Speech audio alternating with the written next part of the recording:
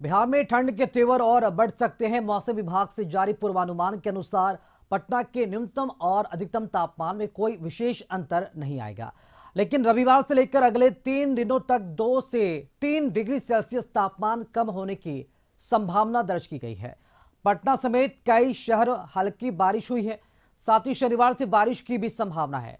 शुक्रवार को सबसे कम तापमान भागलपुर के सबौर में रहा, जहां का पारा 8 डिग्री दर्ज किया गया है, जबकि पूर्णिया का पारा 9.9 डिग्री दर्ज किया गया। यूं तो बिहार में नए साल से ठंड सता रही है। पिछले कई दिनों से घना कुहासा और बारिश का दौर जारी है, जिस वजह से लोगों को ठंड का एहसास हो रहा है।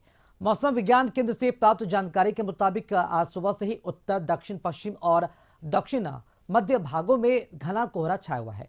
इसके अलावा शेष भाग में सुबह के समय हल्के से मध्यम स्तर का कुहासा छाया हुआ है।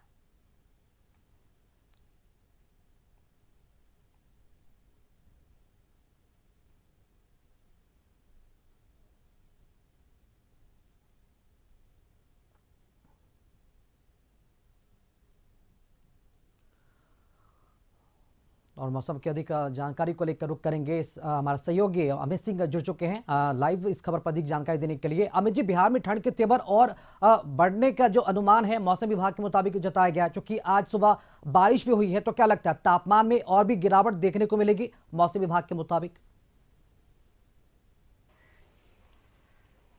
बिल्कुल राकेश, और तापमान में गिरावट आ चुकी है और ठंड बढ़ गई है। जो रात में बारिश हुई है, सुबह बारिश हुई है, और इसकी वजह से जो आम जनजीवन है वो इससे प्रभावित हुआ है।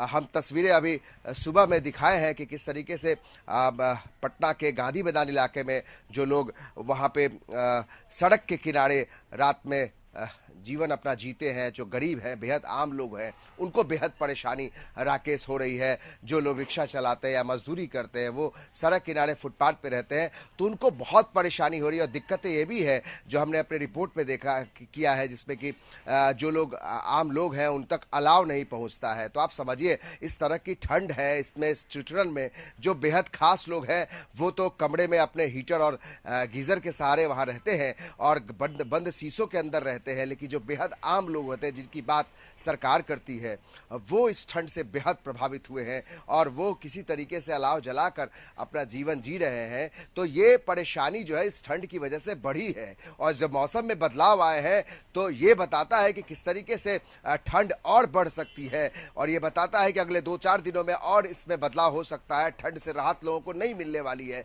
हालांकि दोपहर के बाद थोड़ा धूप लोगों को मिलेगा, ऐसा मौसम विभाग का अनुमान है, लेकिन मौसम विभाग कह रहा है कि अगले 2-4 दिनों तक इस तरह से बूंदाबांदी अगर होती है तो ठंड में और ज्यादा इजाफा होगा। तो राकेश, अब ये कह सकते हैं कि तत्काल ठंड से बहुत राहत लोगों को नहीं मिलने वाली है। और हमने जो अपने रिपोर्ट में हम अभी दर्शकों को दिखाएंगे भी कि जिस रिपोर्ट में जो आम लोग हैं, बेहद आम लोग हैं, उनको कितनी परेशानी हो रही है, चाहे वो रेल यात्री हो, रेल से सफर करने वाले लोग हैं, वो इंतजार कर रहे हैं, कुहासे की वजह से ट्रेन देरी से चल रही है। आज जो बेहद आम लोग जो सड़क पे फुटपाथ पे सोते हैं उनकी हालत बेहद खराब है, क्योंकि वो समझते हैं कि जो सुविधाएं मिलनी चाहिए सरकार की तरफ से मिलती भी है, सरकार की तरफ से घोषणाएं भी होती है, लेकिन जो बेहद जरूरतमंद लोग हैं शायद उन तक नहीं पहुंच पाती है। तो हमारी कोशिश भी यही है कि कशिश न्यूज के जरिए लोगों सरकार तक ये बातें पहुंचे कि जो बेहद आम लोग हैं उनको इस ठंड से थोड़ी राहत देने के लिए, चाहे वो अलाव की व्यवस्था हो या कंबल हो, ये सब चीजें भी मुहैया करानी चाहिए, क्योंकि इस ठंड में सबसे ज्यादा उन्हीं को झेलना पड़ता है। क्योंकि जैसे जैसे ठंड बढ़ती है